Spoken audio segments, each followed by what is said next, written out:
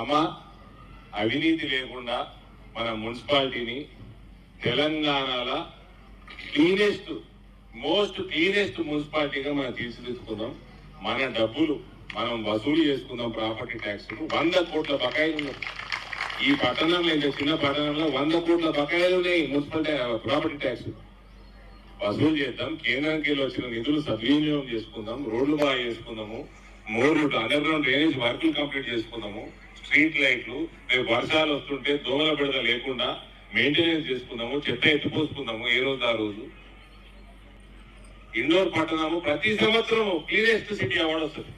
ఆ రకంగా తెలంగాణని కూడా మనం ఇందూరు పట్టణాన్ని ప్రతి సంవత్సరం క్లీనెస్ట్ సిటీ ఆఫ్ తెలంగాణ చేద్దామని ఒక ధ్యేయంతో పనిచేద్దాము. అటువంటి ధ్యేయం ఉన్నోళ్ళతోటి వాళ్ళకి భారతీయ జనతా పార్టీ అభ్యర్థులకి దయచేసి అన్ని వార్డులలో పెద్ద మెజార్టీతో గెలిపించాల్సిందిగా మీ అందరి